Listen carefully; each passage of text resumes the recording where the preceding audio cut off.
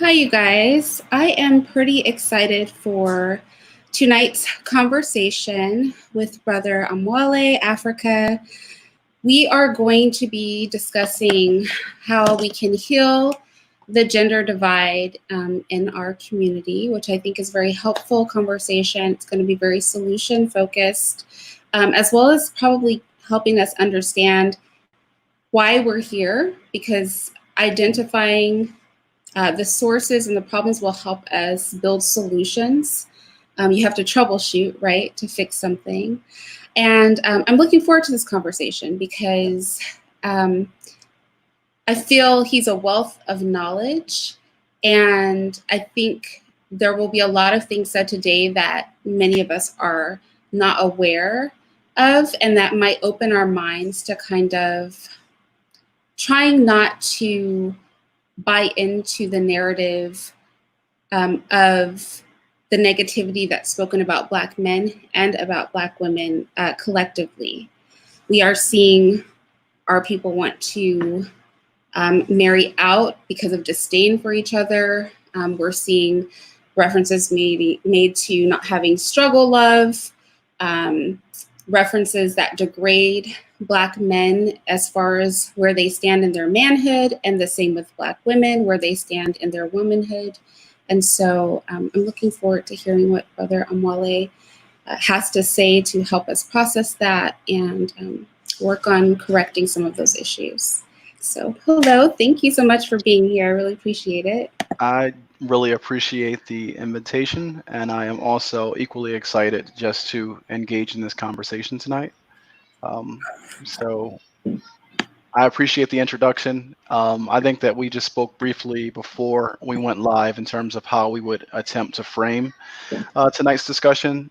So what I'd like to do is just at a very high level, give some of the viewers a bit of the background and the inspiration behind writing the article. And then from there, if your viewers or yourself, if you have any questions about anything specific within the article, I can try to address those questions through conversation.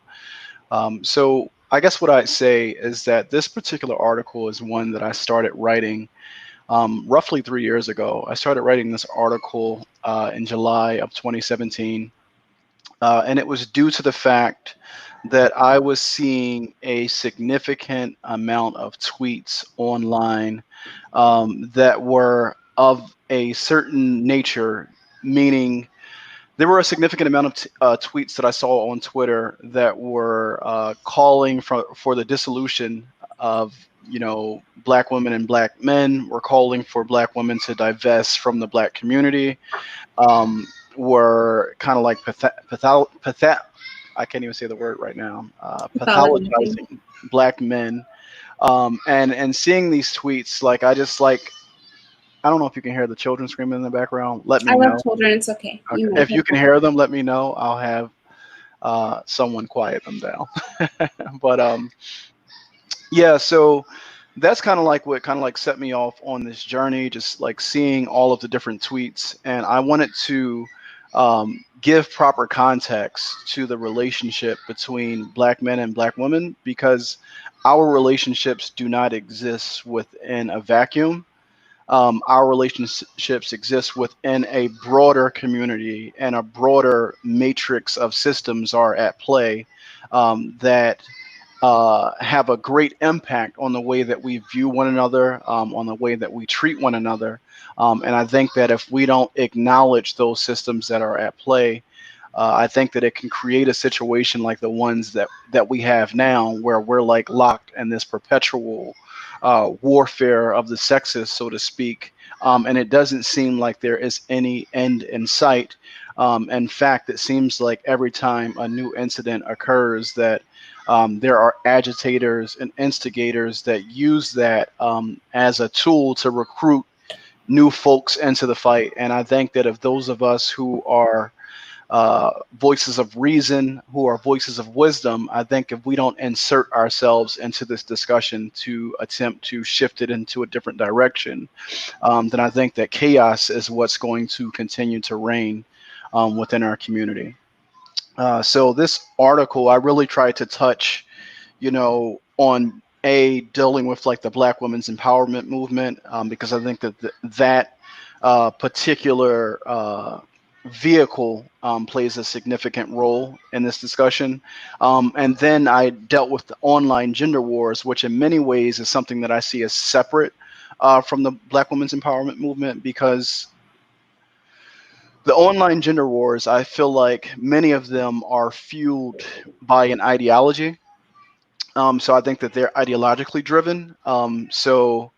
And then the last part, I dealt with the role that white liberal society, namely Hollywood, right, or the propaganda machine, plays in not only keeping this fight going, but also using this fight to its benefit, because of their own population problems that they are having in their community. So it is a historical document. It's a political document. It's an analytical document. But again, I really just wanted to bring clarity and context to the conversation, because I have this saying that I always say, where I say that proper context defeats all confusion. So if you don't understand something in its proper context, I'm not surprised when a person is confused, because they aren't necessarily viewing the situation through the proper lens. So, can you talk a little bit about Black feminism and the ideologies surrounding that you think contribute to the divide? yeah, absolutely. So I think that Black feminist theory, and I always state this, I think that Black feminist theory is inadequate to use as a vehicle or framework to engage a discussion pertaining to Black men and Black women. And the reason why I think that is because when you are using a framework that pathologizes a segment of the community, how can we ever have conversations on an equal footing? So oftentimes what occurs when you enter into conversations with someone who's using that framework, especially as a Black male, your position in the conversation is relegated to, you need to sit and be taught because you're broken. So you need to accept these things that I'm saying to you, and then you need to walk away and go and teach people like you what I've taught you. Right. So I think that right away, that the nature of that relationship is not one of equals. It's not one of an open and honest dialogue where we're looking to learn from one another. Right away, it presumes that one party is right and the other party is wrong. And again, it's because that particular framework does not properly contextualize our situation as Black people. So it creates a situation where many Black men are not necessarily in a position to even have a conversation with a Black woman who subscribes to Black feminist thought. And what I mean by that is that I'll give you a perfect example. Recently, I was invited to be a guest on the Grapevine TV show. And the discussion was around this whole, the relationships between Black men and Black women. Now, when you look at the Grapevine TV show, it's a Black millennial, I would say Black feminist platform, but it prides itself on creating a space for different identities to engage in discussion. Now, my critique of the platform would be, although the platform extends itself to embrace different identities, it doesn't embrace different ideas. And what I mean by that is, when you engage in a discussion on that particular platform, most of the people who are there, although they represent the entire spectrum of Blackness, they all share the same idea, meaning the folks who have been politicized on that platform all share the same political idea. Now, the non-politicized folks who tend to, join that conversation, they're typically approaching things from a very plain vanilla, the American dream, like something very basic, not political at all. So what happens is, when you have a well-organized system of political thought, and then someone else enters the space that has an alternative, but also well-organized system of political thought, you break the echo chamber, because they're not used to engaging with folks who not only read and understand their philosophy, but have read and understood other philosophies that I'm essentially arguing are better for us as Black people to engage the topic of this, gender conflict, because these other philosophies, I would argue that they present better solutions, but they also humanize both parties in the conflict, right? It humanizes the Black woman, and also humanizes the Black man, and it serves to better connect us to who we've been historically before our situation on this planet has been disrupted, which is what we see now over the past 500 years, through the European slave trade, and us being essentially existing, as a dominated class of people. So in many ways, the culture that we have today as a people, the values that we hold are not our own, right? So if we truly desire to be free as a people and truly desire to rebuild ourselves, then I think that we would have to do away with many of the values that we hold. And my argument is that Black feminism doesn't necessarily look to uh, inculcate new values into our community.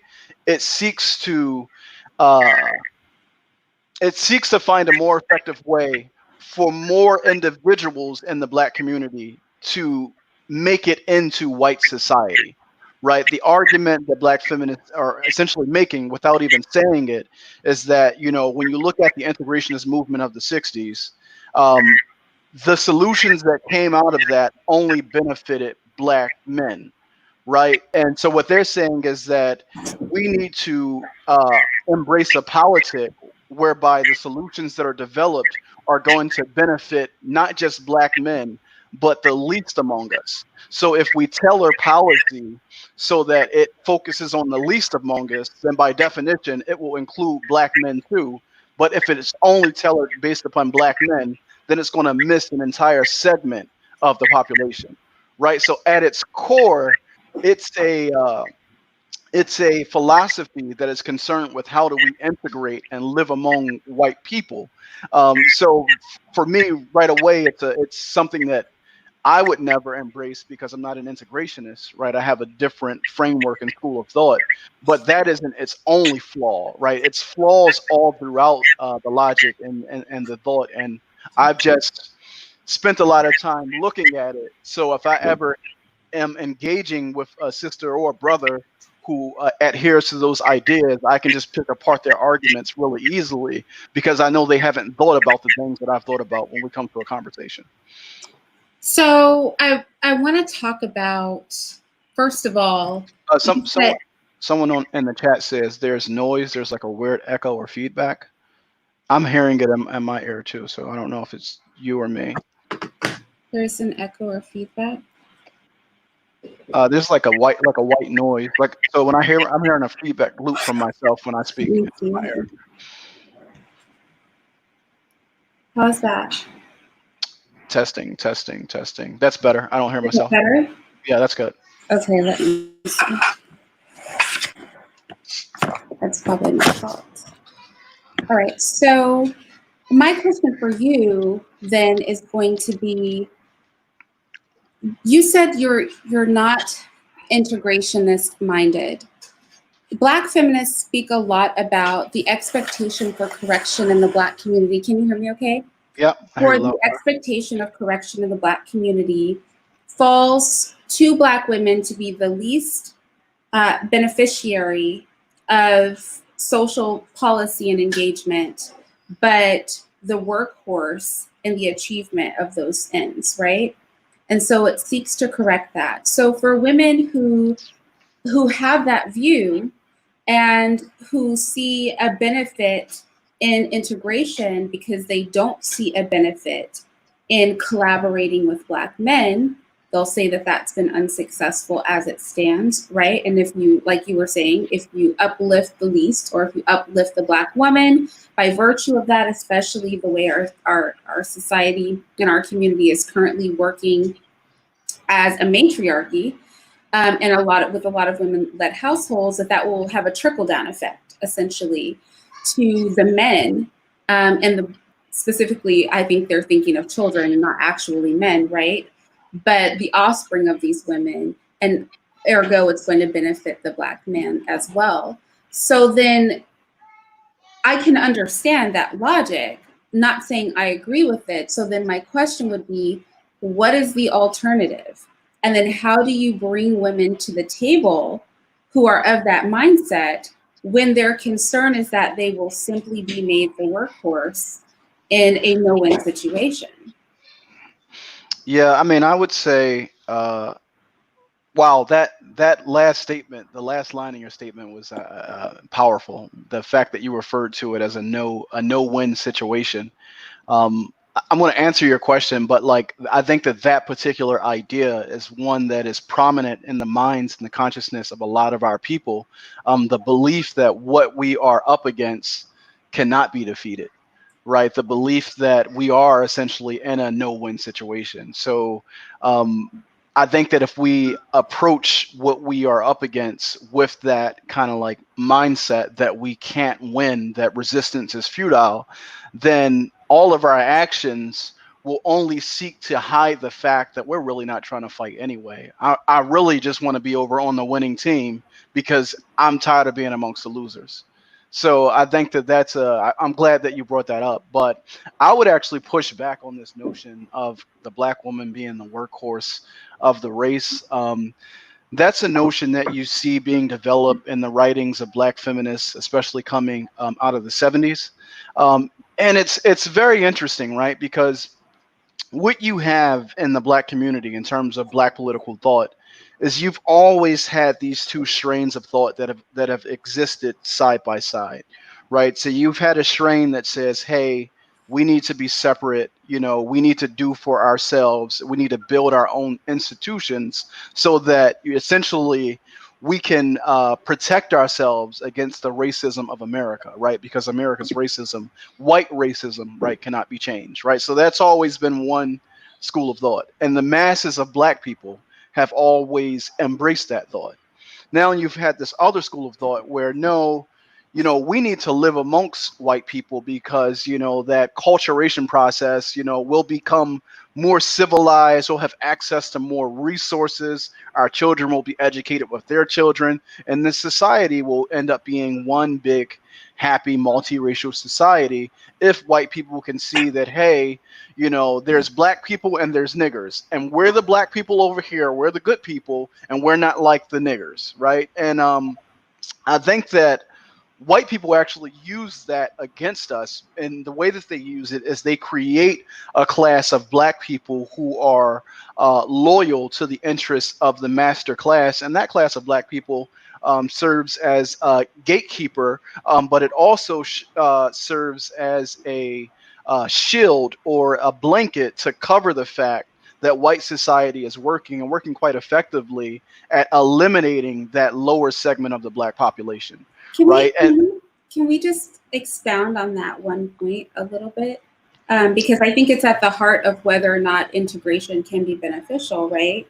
Which is this idea of the good Blacks. And I know that you've touched on some historical documents and commentary that speak to the same end, which is that whites can pet individual Blacks, right? They can be very fond of individual Blacks. They can many Black people can say, white people have never been anything but nice to me. Somebody that did the most for me was a white person. But that favoritism doesn't extend to the whole race. So we cannot expect there to be group progress because there can only be individual progress. And that protection only comes when you're in the sphere of those whites who favor you. When you leave that arena, you just become part of the herd, so to speak.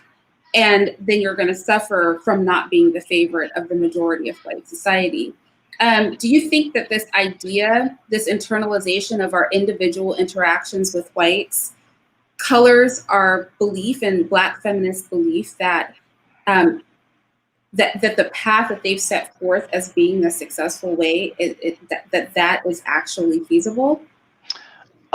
So I absolutely do not believe that any of the solutions that they are presenting are feasible for Black people as a collective, which is why all integrationist logics heavily depend upon this concept of individuality, of individualism. And if you look at intersectionality, especially like within, within the framework of neoliberalism that has developed over the last 40, over the past 40 years, uh, intersectionality functions as a hyper individualistic ideology. And the reason why individualism is so necessary for folks who are trying to integrate into mainstream or into white society is because it has long ago been accepted that it is impossible for Black people to integrate as a collective. So therefore, this large mass of Blackness needs to be disaggregated into its component parts, right? This is why you hear integrationists always use this silly line where they say, we are not a monolith, right? They make this argument that Black people aren't this one big mass. We are, a bunch of little, we're granular, so to speak. You understand what I'm saying? But you need to disaggregate the population and select different parts of your identity that will allow you to make it into white society as an individual. Because what white people have done is that they recognize that their society can stand for individual numbers of Blacks making it over the color line, so to speak, right, escaping into whiteness. Because what they've understood a very long time ago is that often, and especially because everything about the society is racist and anti-Black, often those people who make it over, they're not going to want to marry someone like them. They're going to either marry someone who's lighter than them or look to marry someone white. So what that does is, when that is kind of like the driving values of folks who are looking to integrate, after 1, 2, 3 generations of doing that, you've essentially been made white. Right, you've essentially, I don't want to say breeded out, but you've essentially diluted your Blackness to the point that there's no difference between you and any other white person. And if you look back to the early 19th century, right, so right after, so the Haitians kicked the ass of the French, the Spanish, the British. So what occurs is, okay, the U.S. makes this argument that we have to end the slave trade, right? So when they say, okay, we have to end the slave trade, it's also happening at a time when our economy is at the beginning of the industrial period, right? Like pre-industrialization. So folks like Ben Franklin, Thomas Jefferson, they're having these conversations about, well, when the economy is ultimately transformed and we need less and less Black labor, what do we do with all the Black bodies? Right, and they've emerged from the so-called tyrant. Right, they fought the Revolutionary War to break away from Great Britain. They've built the country up on these great ideas of, egalitarianism. Right, all men are created equal. All this nonsense, all this rhetoric. So they have a challenge in that they are saying one thing, but actively doing another. So they can't pursue a campaign of mass genocide the way that they did to the Native Americans. So they have to pursue more effective strategies of essentially cleansing the population. So what folks like Ben Franklin, Thomas Jefferson, a lot of the Enlightenment thinkers, what they land on is that, hey, a solution would be for us to essentially find a way to either send the Black males away, kill them, or imprison them, right? If we can do that, then we can reproduce whiteness through the bosom of the Black woman, right? So that was the argument from the very beginning, and they literally documented this in many of their correspondence. Thomas Jefferson has a letter that he wrote to Francis Gray in 1815, where in the letter he literally puts a mathematical equation to prove scientifically his theory that if he mates with a Black woman and that Black woman's daughter mates with a white person and that daughter mates with a white person, by the third generation, that offspring will be white. Like right? the racial cleansing that went on in Australia. Yeah, and in Brazil and in Argentina, Right. and it's and the thing about a society that is racist, the way that racism, the way that any system is maintained, it has to be maintained through values, through institutions, and through people. So every institution, when people talk about institutional racism, well, that's a real thing, right? Every institution in American society has racism built into it. And the values that surround us, right? The cultural milieu that we exist in is racist. So the attitudes that we are going to have towards each other are going to be racist attitudes. So as a black person, I'm going to look like, oh, you look too African. I don't want to, kind of, you too black, get back. Brown, stick around. White or light, just right.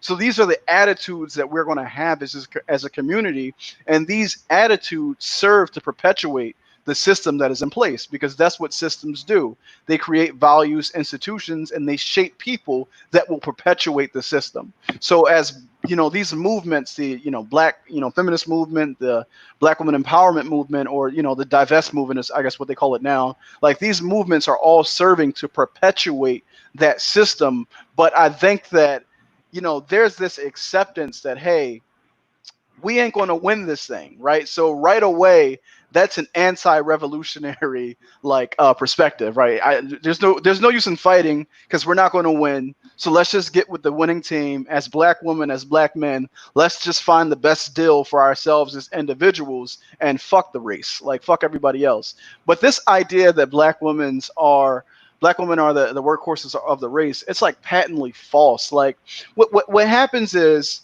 like I said, in the 70s, and I was bringing up the fact that there have been these two strains of black thought. And the reason why I brought that up is because the women who were writing were not the women who were of the nationalist or the separatist mindset. The women who were writing were integrationist women writing against other integrationist males. And in many ways, there was a competition there between the integrationist black woman and the integrationist black male for the resources of white society.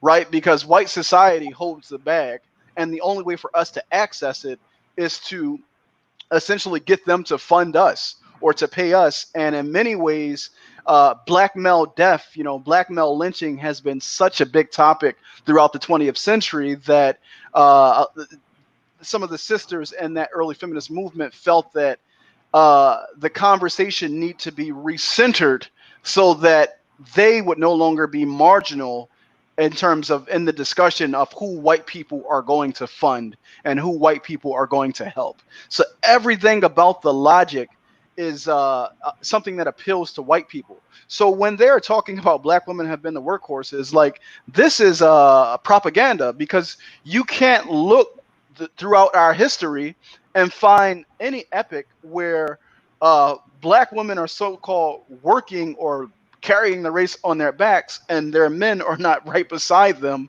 doing the work. And I think that that's also another very important feature of how black men and black women work. We've always worked as equals. This notion that, these messianic, black male leaders. Well, you're mainly talking about the civil rights movement, who it's pattern. I can't say the word. I'm using the word pattern, but I'm trying to put the ing on the end. So this civil rights movement is patterning itself after white society, after Christendom, right? Why? Because they're trying to be accepted by white society. So they're saying, look, hey, we're patriarchal just like you are. We have the same values that you have. There's really no difference between me and you, with the exception of our color. That's not the argument, nor is it the set of relationships that exist within the separatist movement, within the nationalist movement. The nationalist movement is very, I guess you would call it progressive by white standards, but by my standards, I would call it African. I wouldn't call it progressive, because if you look at the history of how black women or African women and African men relate to each other, it is not this, men on top, women on the bottom. It's no, our goal collectively is the survival of our species, and we only survive by passing our culture to our progeny. So therefore, me as a woman and me as a male, as a man, we both play a role, gender roles, and making sure that the production of our values, of our culture, and our society can carry on, right? So that's a very different way of organizing gender relations than this so-called hierarchical, patriarchal way that Europeans organize their gender relations. So I'm glad you brought that up, because very recently I actually heard somebody who speaks on hypergamy for Black women and stepping outside of the Black community for that, not limiting their options. And I want to bring up 2 points, and I'm wondering what you will say about this. Number one, the argument was, and I'm glad you specified gender roles, right, and partnership within a role. Because the first argument was that all African societies did not have the same structure.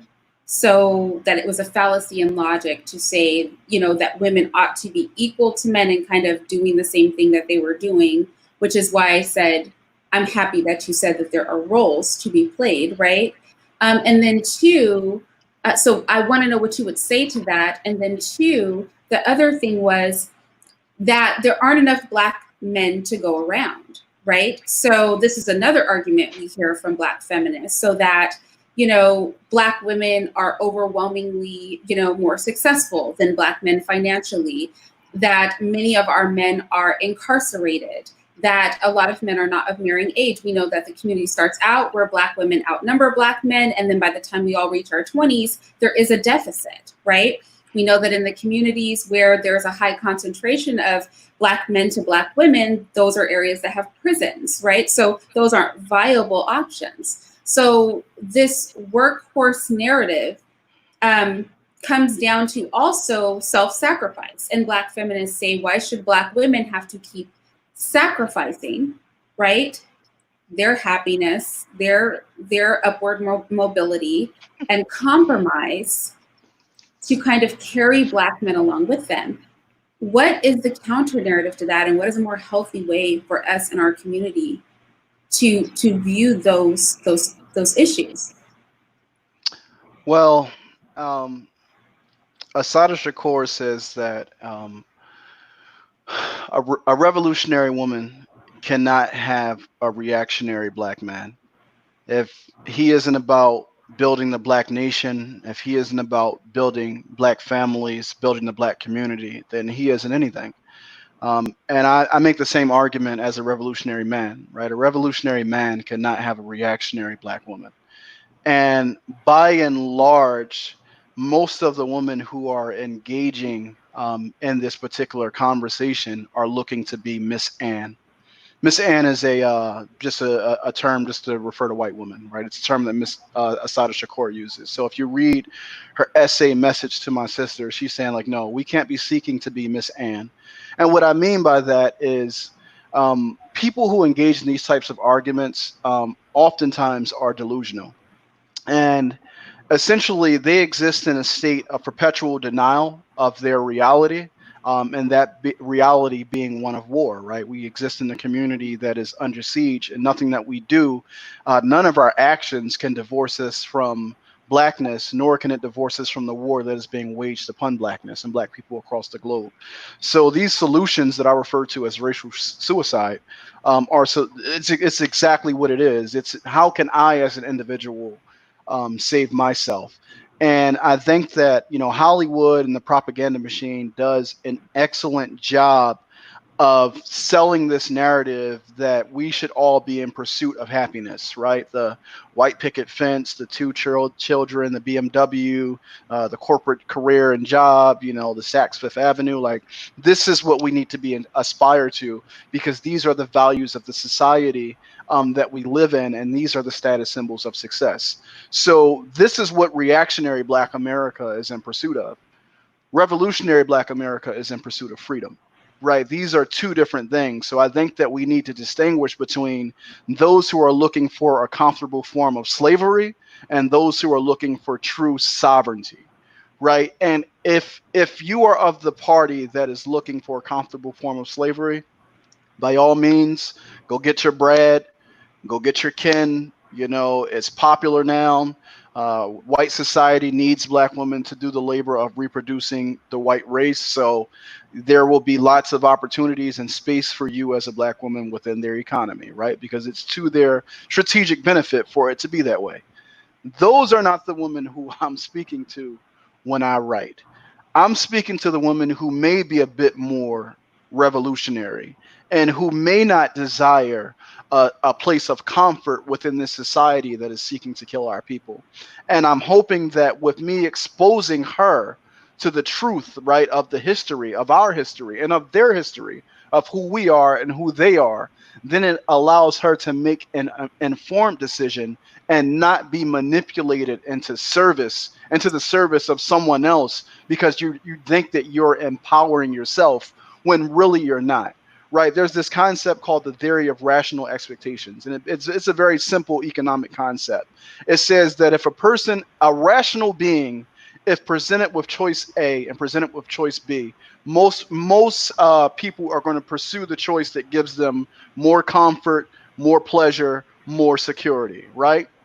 So if we exist in a situation where another race of people controls everything about our reality, how we obtain our food, our water, our security, our safety, then those people, if they don't desire us to be among them, they can easily manipulate our decisions. They can easily manipulate our population for the purposes of extermination over a period of time.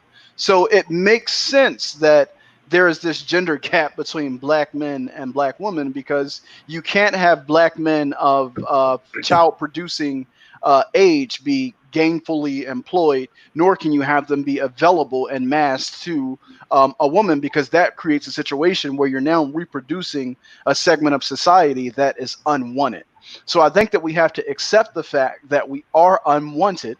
And I think that many folks in the divestment movement have accepted that. And they say, well, listen, like, I shouldn't have to bear the burden of my history. I shouldn't have to bear the burden of blackness. So if this individual person brings me some happiness and some comfort, I'm going to accept that. And you know what? During slavery, there were people who made those choices then. If I can, accommodate a situation with Massa where, he wants to give me a bit more of a comfortable life, I'm going to accept that. But then you had your Harriet Tubmans who were like, I'm not going to accept that. So I recognize that we're all not in this thing together. We're all not going to survive this thing, together. But my thing is, I'm not going to pursue a peaceful death. And what I mean by that is, me pursuing integration is me pursuing peaceful death. Because even if me and my black wife are successful in this society, we're out here in these suburbs, we have children, who are they going to marry? What are they going to think about themselves if they don't have a community of people around them like us that can support their values? If they don't have their own institutions, so they are forced to go into the institutions of the main society that teach them to hate themselves and to, in many ways, mutilate themselves, right? We refer to it as self-mutilation. How can I cut my Africanity away so that I can be more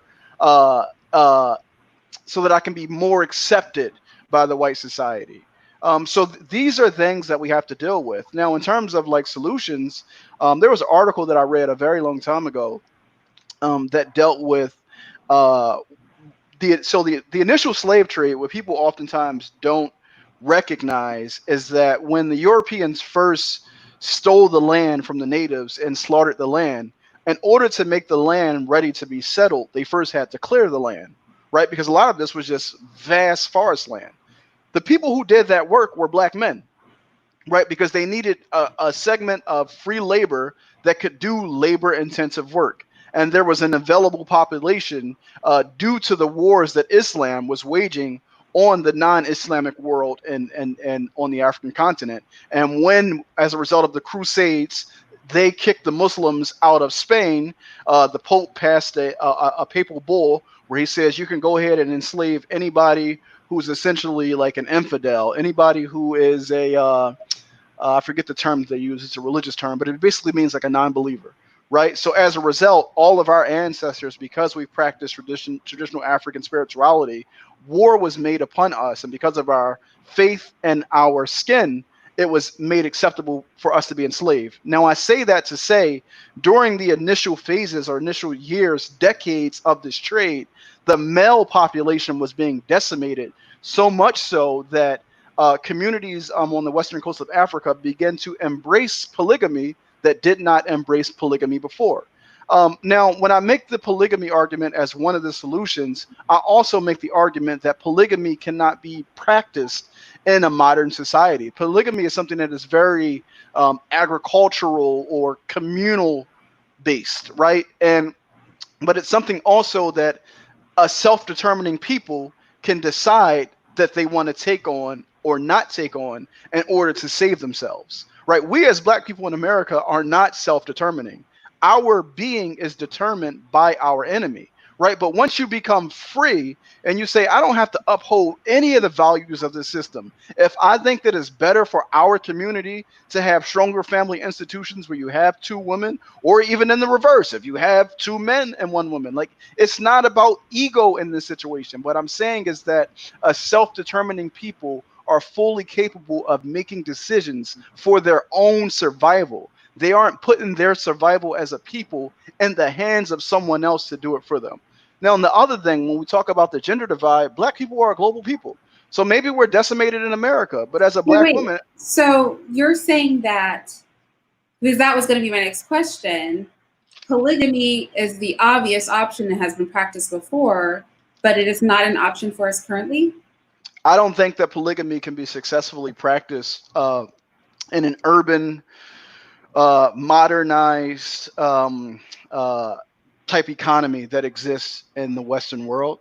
But the flip side to that is that I don't think that this so-called modernized economy is sustainable, because it's something that and I wrote an article on this. It's an article on my Medium. It's called Overcoming Fear, and I'm essentially critiquing the European conception of life in the material world. And as a result of their value set, they have produced a way of trade, a way of life that is built upon death, right? Death of people, death of nature, death of all the ecosystems on this earth, right? It's something about them that is incomplete, that is allowing this system of death to pretty much control, the planet. So my argument is a simple one. Systems of life cannot reproduce themselves within a system of death, right? So I'm saying that a polygamous institution would not be able to be effective if you're trying to live the way that they live. Like, oh, I'm gonna be a polygamist, but I'm gonna, live downtown New York, and my wife is gonna go work, for this corporation. My other way, like, no, it doesn't work like that. It's a very communal thing. So in that regard, it can't be done without a community that shares the same values and beliefs, because the women of the community have to be together, and the men of the community have to be together. So polygamy is not something that's should be pursued by just individuals. It's something that communities should take on as a collective and do together. Okay, should I keep talking, or I don't? All right. Just my last point was about the gender.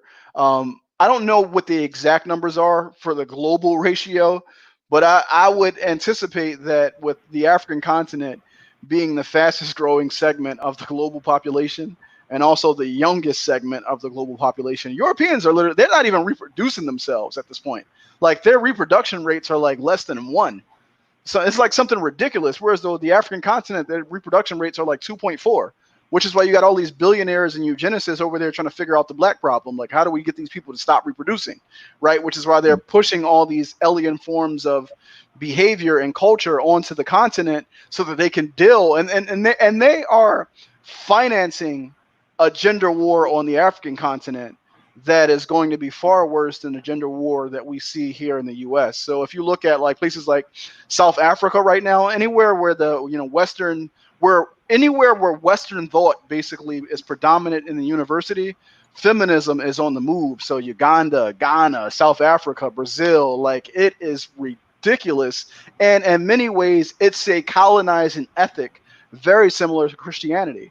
So just like Christianity was the handmaiden of Western imperialism during the 19th and 20th century, well, in the late 20th, early 21st century, feminism is the new handmaiden, right? It's the new secular religion or mode of morality that they're using to basically conquer unassuming populations. So then essentially, a way to combat, because a lot of Black women are kind of brought in through those talking points. We should be looking at, number one, if I'm understanding all of your points correctly, number one, a major point is not gauging our success or the narration of how we'll pursue our lives by the European standard, not acquiescing our mindset to growth within this current system, detaching from that, right? Understanding that the Black man and the Black woman are struggling alongside each other, and that no one is carrying that burden more heavily than the other one. We are carrying it together, and that the ideology of that was weaponization of people who were not even existing on the plane that most of us are. These were some of the elite Blacks who were intentionally trying to breathe themselves out anyway. And that with regard to whether there are adequate Black men and suitable Black men for Black women, the answer and the solution is not to practice hypergamy outside of the Black community, but recognize that we have a diaspora. And that if we look throughout the diaspora, there is enough choice, both for men and women, for us to choose from. And that should be our focus. Yes. Is that kind of the direction you're taking us? Absolutely, and I encourage that mixing and mingle, that amalgamation of different cultures throughout the diaspora and on the continent. You know, so we're starting to see. I love when I see somebody who like, oh yeah, well my dad is from Haiti, and my mom is from Nigeria. I'd be like, yeah, that's the type of Black on Black like I like to see, because I don't use the term hypergamy. First of all, there can be no such thing as hypergamy between races. What you're committing is racial suicide. You know what I mean? Especially if you are amongst the dominated race.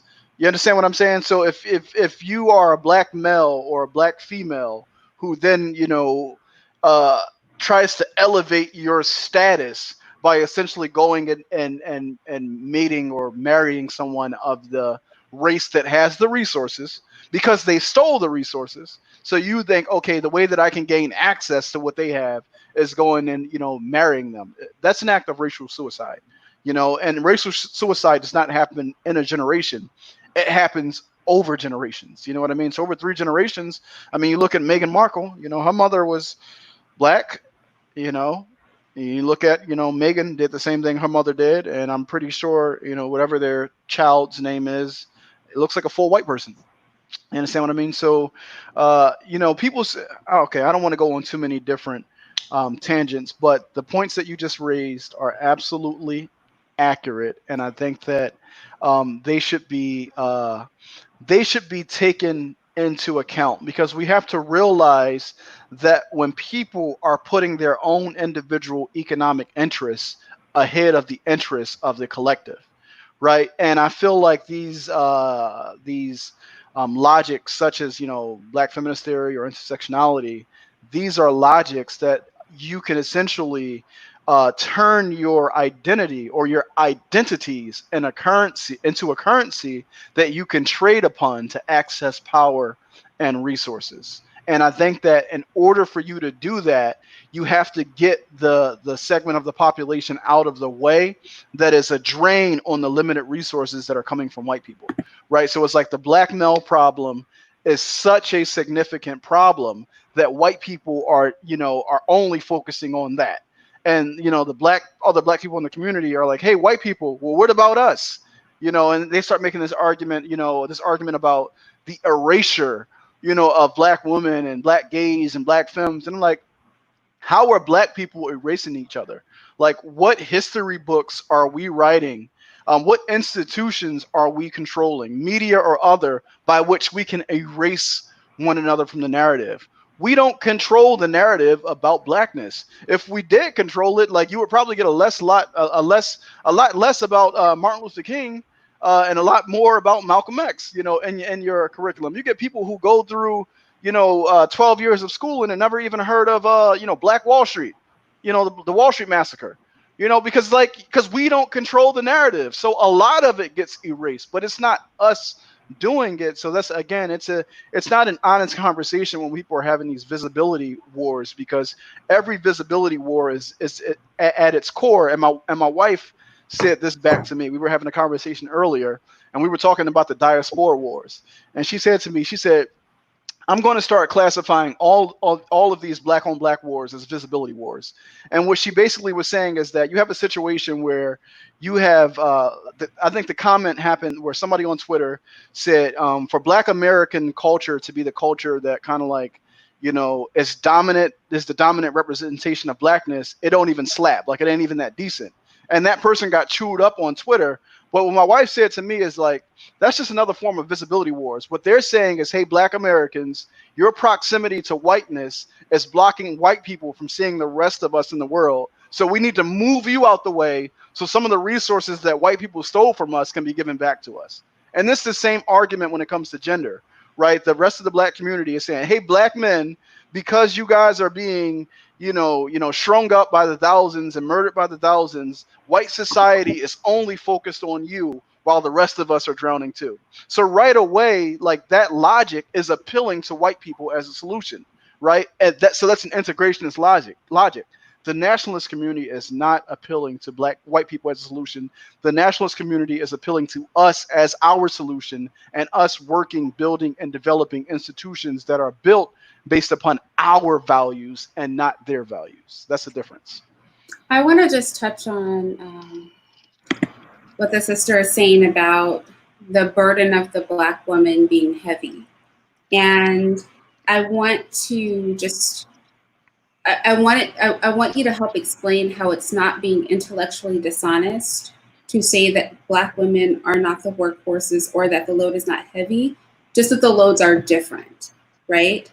So the Black man is suffering in a different sort of way, where his life, being incarcerated, his access to jobs and things like that, his ability to navigate as a man in society are being affected.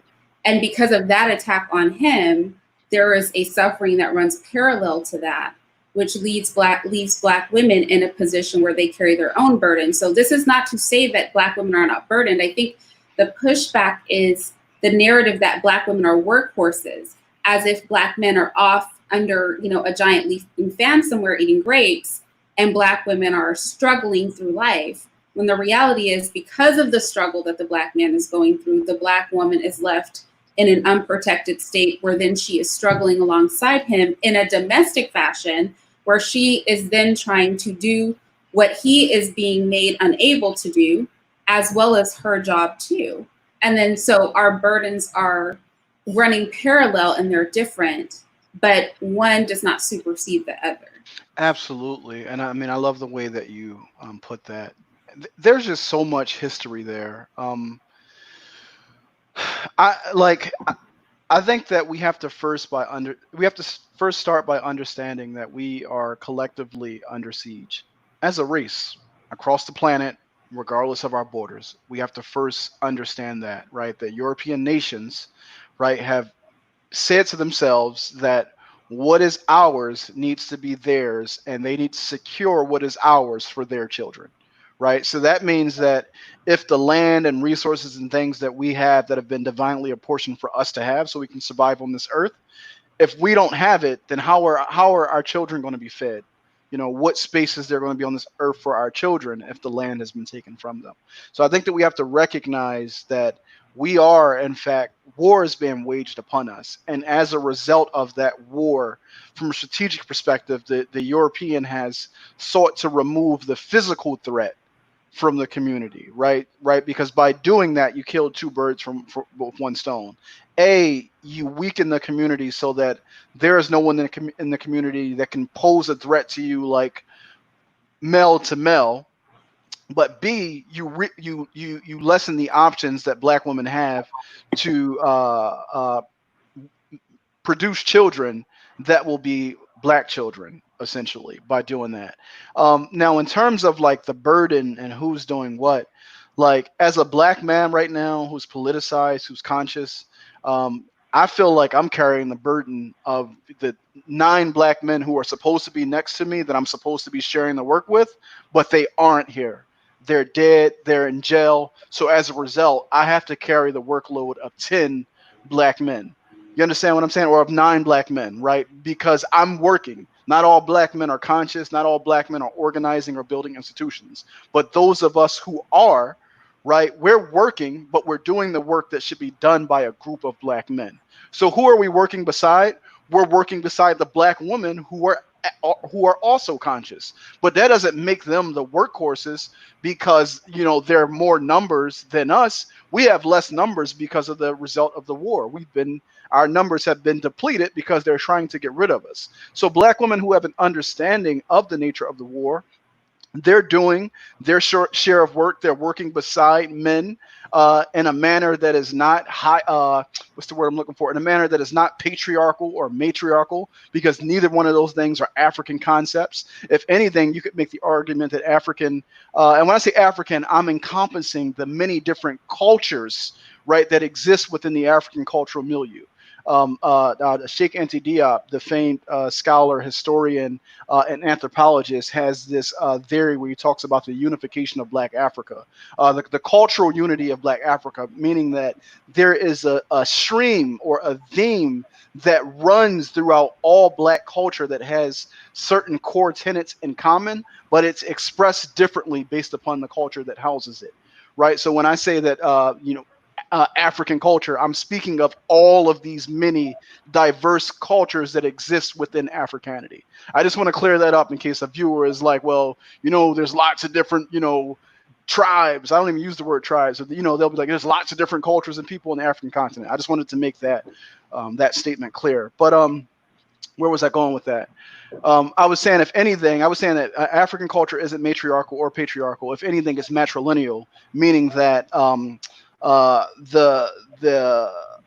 line passes down through the woman instead of through the man. Like that's something that is uniquely different. But the point that I was trying to make was that when you look at us, you know, who are out here in the community doing the work, I'm working beside and organizing with Black women every day, and they're not organizing based upon, you know, a feminist or an intersectional logic. They're organizing using a logic like, hey, we as Black people are under attack, and if we don't build shelter to protect ourselves and to protect our children, then we're going to be slaughtered.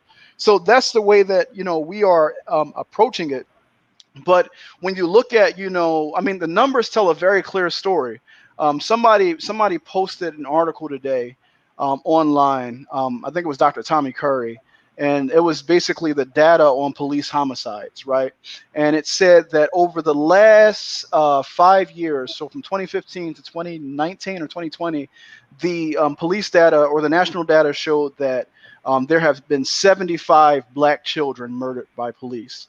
100% of those Black children that were murdered were Black boys, right? And the argument was that when people talk about visibility and say their name, you don't know any of the names of any of those boys, right? So over the last 5 years, there have been a total of 1,500 Black people murdered by police. And when they talk about murder by police, they're only dealing with the shootings, like George Floyd, who died because of the knee on his neck and the asphyxiation. That his death would not be in that data set because it wasn't the result of a shooting. So what I'm telling you is that the data set isn't even complete. It's only encompassing those who have been shot. But when you look at the numbers of the like 1,500 that were murdered by police, only about, I think, 49 were Black women. So people are making this argument that Black women are, you know, suffering police violence too, and they're being excluded from the conversation or made not visible because we don't know their names. Well, of the 1,500 men who were murdered over this last 5 years, how many of their names do you know? Maybe 2, 3, 4, right? So of the 49 women who were murdered, how many of their names do you know? Even if you know one, on a percentage basis, the woman then would be more visible than the man, right? Because 3 out of 1,500 is a lot smaller percentage than 1 out of 40. You understand what I'm saying? So even by that logic, they would still be more visible. But even again, like the argument of visibility, these visibility wars is a very weak argument. And whenever you hear someone making an erasure argument, ask them erase from whose site. Because if they're honest, they're going to have to say, well, we're being erased from the sight of white people because white people have to solve the problem because they created it and we can't fix it without them. So it's some very integrationist nonsense. And again, the statement that you made at the very beginning of this conversation that we can't win is what that logic is built on. That logic is built on the principle that we as Black people cannot win this fight. The best that we can hope for is to reform white people and make them live up to their ideals. And how many Black people are we going to throw away in this war trying to save white people? So I call Black people who are trying to integrate, I call them white saviors, right? Because they're in a fight for good whites. They're trying to transform and reform white people and white culture, and nothing about their history tells you that they can be transformed or reformed. But you'll throw away your brother or your sister, and you'll say that they are irredeemable. And what's silly about this nonsense that's happening in our community is that everything that's being done to Black men will next be done to Black women. So you saw Black men being slaughtered and lynched. It's going to then happen to Black. Do you think that they're going to stop? Like once Black men are gone? So, I mean, you can continue to throw us under the bus and stand on our dead bodies. But I'm writing this article because I'm saying for those of us who have eyes to see and ears to hear, we are at war. Stop using all these terms to describe how white people will wage war upon you. I'm going to make it very clear for you. White people are waging war upon us as Black people, right? When they conquer you, the system that they use to organize gender relations is referred to as patriarchy. When they steal your resources, the system that they use to allocate the resources is called capitalism or socialism, right? So like when they conquer other races of people and those people live within their society, the system that they use to organize those people is called racism, white supremacy. Stop focusing on all these systems saying, oh, I'm trying to fight back against capitalism, sexism, patriarchy, hetero. Like, no, you're fighting back against white people, right? Because white people built institutions that house their values so that the work of getting rid of you off the planet can continue efficiently. And a part of that work is being done now by a large segment of our community, calling themselves the diverse community or the intersectional feminist community. And I know that they're not going to like that, but it is what it is. So I want to touch on 2 points. One, the one I'm more passionate about, I'll say first, because that's where my mind is. And then the comment that's on the screen that ties into some of the comments I'm seeing as I look down at the chat. Everybody knows here on my channel, my pet peeve, and I'm so glad that you have verbalized it, is that we seem to think we cannot come out of this situation without the participation and acquiescence of white society. Yeah. We truly believe that. And that is just a sign of our mental chains. We have to recognize that our collective story and our collective destination is not dependent upon what they are or are not going to do. It's totally dependent upon what we choose to do. And it's totally separate from our interaction with them, but we're so used to not identifying ourselves and not seeing ourselves as capable of operating societally void of their participation and acquiescence and agreement. We're always going to them for agreement, and it's a very paternalistic relationship where we literally are constantly petitioning them to give us their approval and agreement and rubber stamp our decisions, our choices, and our progress. And that's problematic because they won't ever collectively rubber stamp it. Also, I want to touch on what the sister said about, where's the Black man's support of his women, that she only sees disrespect in life and on social media. And Razi, I think he's already spoken on what he thinks of the divestment community, okay?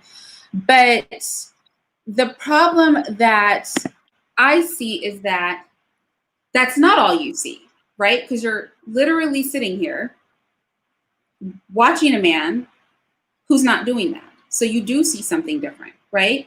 But in the same way that the brother said, when I said, well, what about essentially the divestors who make this argument? He said, but I'm not talking to them, right? That's not who my message is for. My message is for a whole different group of people, whose mindset is somewhere else, because everybody's not going to listen.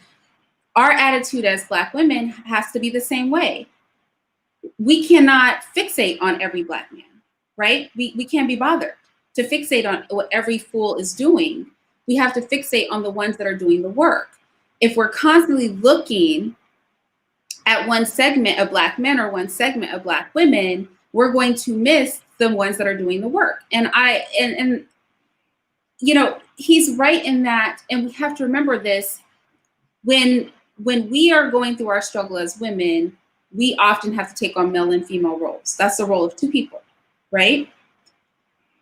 As the brother said, when he is taking on the role that he is in, because there are Black men in jail, because there are Black men that aren't with the cause, because there are not enough workers, he's taking on the job of 10 Black men. So we're taking on the job of two people, right?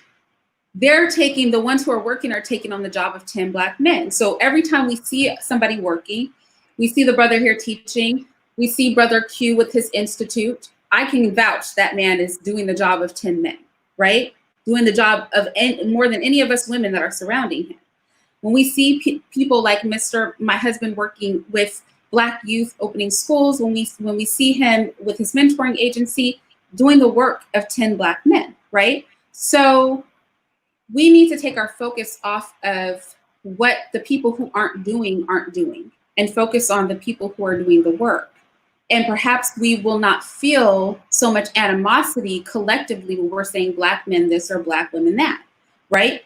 Black women who are listening and attempting to help, Black men should be focusing on them. And then sisters, those men that are doing the work, we can't sit here with the brother teaching us and telling us, I want to close this divide, and then out of our mouths say that we're not seeing brothers doing the work when we're literally looking at one.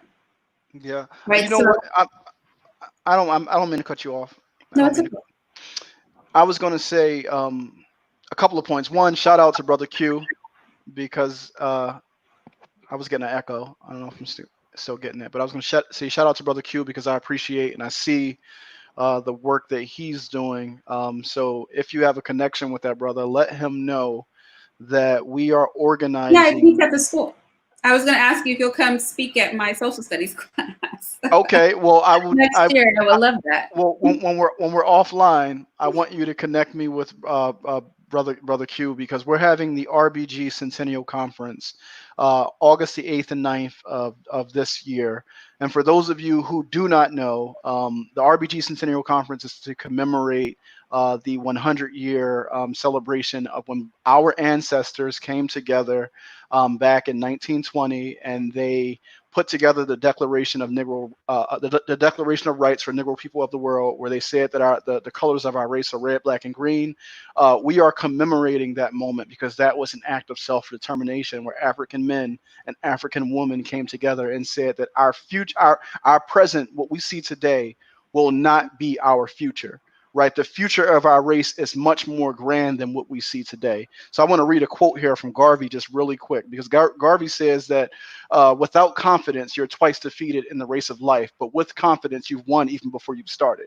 So don't approach this situation that we're up against like we can't win, because we can win. And once you know who you are and you know who they are, then we can in fact develop strategies to beat them.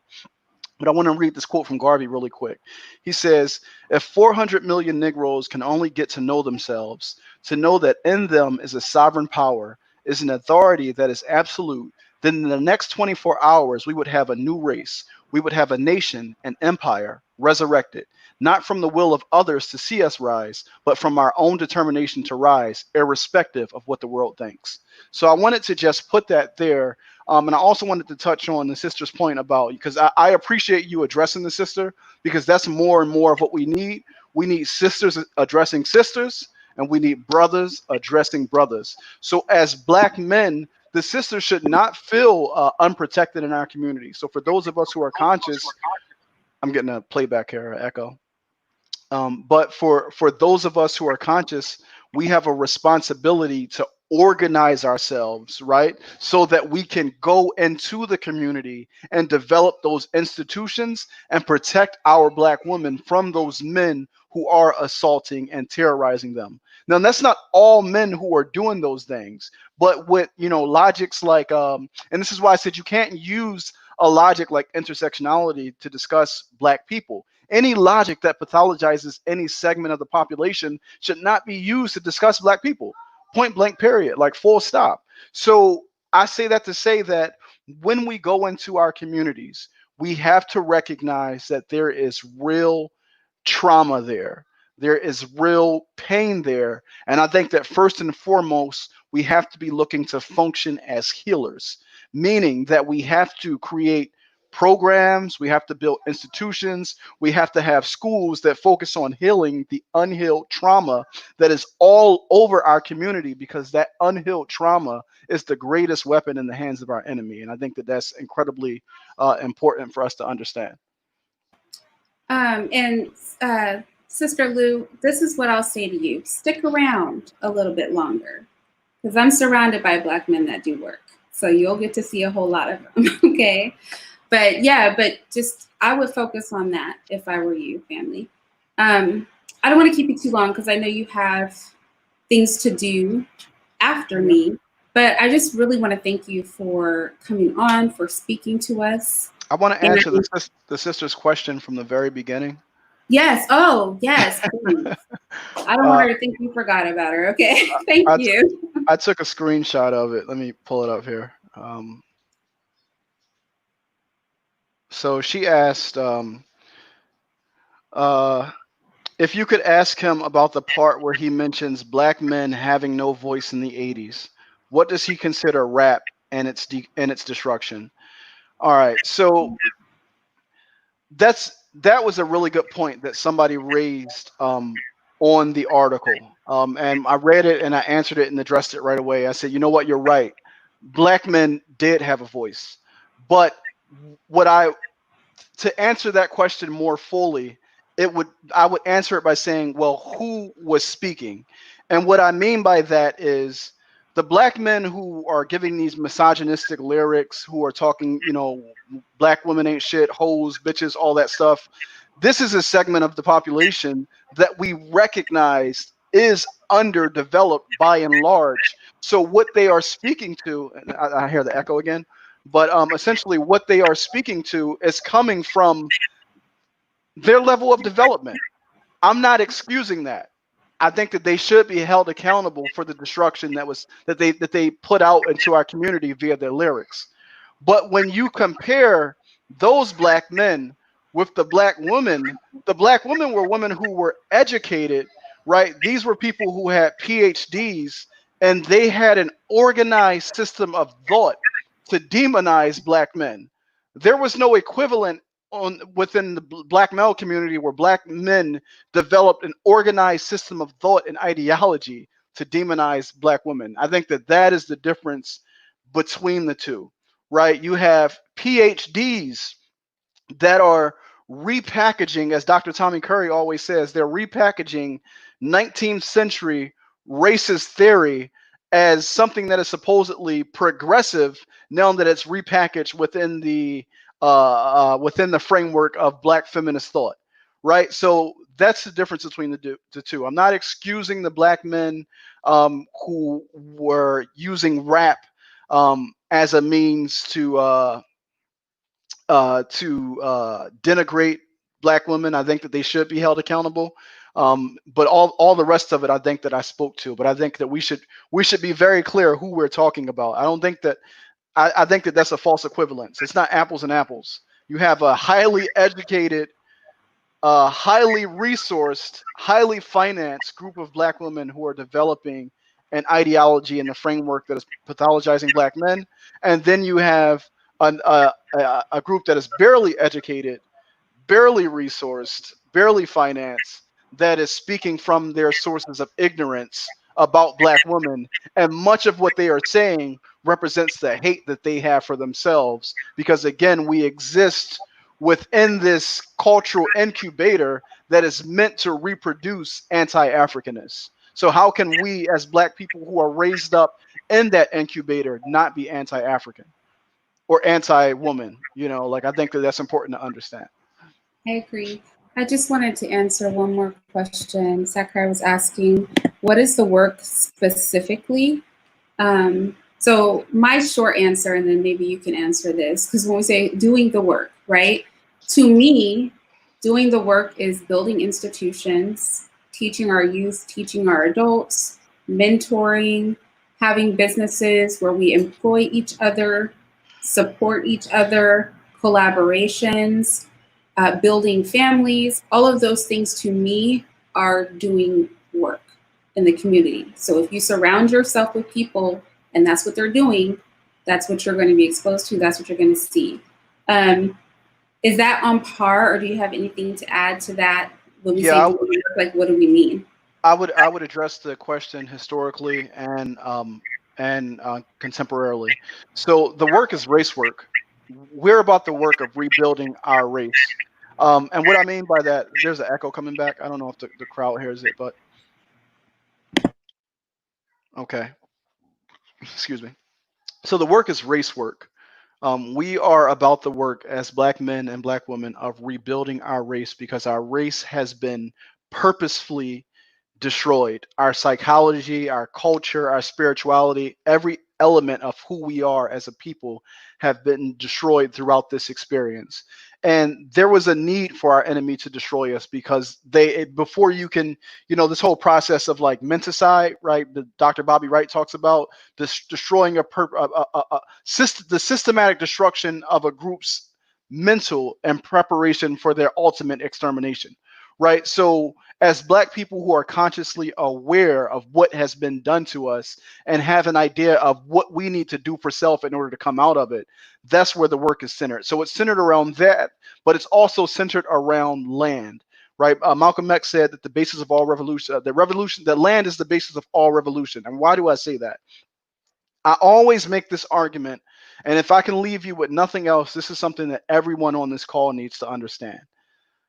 Land is your means of survival. The land provides your shelter, your food, your health, your nourishment. Everything is connected to the land. The process of colonization is when a nation of people come and steal the land and resources of another nation of people. As African people all over this planet, we have been dispossessed, colonized, and enslaved and shipped to all different parts of this planet. But there is nowhere on this earth where we control the land. And why is this important? If someone takes away from you your means of survival, which is the land and your control over that land, then you have to find a secondary means of survival. For 99% of the Black people on this planet, that secondary means is what's referred to as wage labor. I have to go and sell my labor into the Europeans' economy so that I can get paper money in order to once again access the land and the resources of the land that have been taken from me. The problem is that over time, economies transform and labor, the relationship between labor and the economy changes, right? Once upon a time, we were an agricultural based economy, we were an industrial economy. Now we're a knowledge based economy, and we have artificial intelligence and all these other things that make human labor less necessary. So as a result, how are you going to survive on this earth without land, especially if you can't sell your labor to the people who've stolen the land from you? That calls for what people refer to as revolution, because it's either you're going to accept the fact that you're not going to be able to feed yourself or your children, or you're going to say, fuck that, I'm taking my land back because I can't live on this earth without land. So when we talk about what we're doing, what is the work about? The work is the redemption of Africa. The work is the redemption of the Black race. It's uplifting of the Black race. And it is impossible to uplift the Black race without uplifting the Black woman. And I'm going to say that again. It's impossible to uplift the Black race without uplifting the Black woman. So that's why people who are in the men cell community and the men going their own way, they look at us as Pan-Africanists and as nationalists. They say, oh, those are those pussy beggars. Those are the dudes who are always like, trying to like, talk highly of Black women and of these hair hats and all this other negative shit that they say about Black women. Those men are our enemies. And we have to understand that what they are doing is treacherous. And I think that we should impose sanctions upon them for their behavior. But just to end it, the work is about land. It's about the redemption of the land. It's about the redemption of Mama Africa. And it's about the redemption of Mama Africa's Black children who are scattered all over this earth, right? I'm a Garveyite, so I'm very clear on what the work is. I welcome any of you to join us in the work. And can I just say one more thing, and then we really do have to let him go. You know, I think it was you, Whitney. If it wasn't you, I'm sorry. You were saying, you know, you don't have to be part of the work to see the work, that you see the white man's work and you're not a part of it. But what the brother said actually tied into it is that we do participate in the work of the white man, even just for our survival. I feel, and you can disagree with me if I'm wrong, that we see the work that we are a part of. That's what we see. We see the work that we are a part of. You can't help but see it, because when you are a part of something, you're going to see it around you. So the more we immerse ourselves, be it our minds, be it through action, which brings me to my next comment, the more that we will see the work being done around us. Also, to Niet, I hope I'm saying your name right, you said you don't have anybody around you to build with. Then you start building, and then people will have you to build with. So we don't need to sit and wait for somebody else to foundationally lay something. If there's nothing laid where you are, you be the layperson. You get that started so that other people can build alongside you. So I guess that would be my final word on it. All right, but before you close the live, I definitely want to get 2 minutes of your time, I guess, once you end the YouTube live. But for those of you who are interested, I do write. So you can, I think Sister Irene had put the article into the description, so you can access that article and my writings on Medium. I also lecture. I did a lecture series. There's a echo coming back here. But I did a lecture series to start this year off called Strike Drum, The Political Awakening of African Consciousness. Lecture 1 and 5 are available on my YouTube channel for free. But if you'd like to access the other 4 lectures, you can just email me at omowalespeaks@gmail.com. And then last but not least, I was inspired by this conversation with the sister today to create a series for the month of July. So on every Sunday for the month of July, I'm going to be hosting a series of conversations with Black women. The topic is healing while building. And I'm prefacing healing, right? That restoration of my eye, right? Healing while building. So I'm going to be having one-on-one, two-on-one conversations with Black women on my channel. So if you subscribe, you'll get the notifications when I go live, and you are welcome to join in. Definitely email me any questions in advance and I can try to answer them. Sister Yvette, Sister Irene, I genuinely appreciate you making your platform available to me, and I appreciate the work that you do and allowing me to come into this space. No, for sure. Thank you so much for coming over. I was very intimidated to have you come speak because you're so knowledgeable, but I'm glad that you did. I hope everybody gleaned something from it. And you guys, when we talk to brothers like Shot and things like that, please do it with love. He's here a lot. And just like you get dirty, if you play in mud, you know, you can grow as a person the more you're in these spaces. So we don't want to make people feel unwelcome. And even if you feel you have to correct, that should be done in a loving way. So anyway, with that said, I will talk to all you guys later. Goodbye.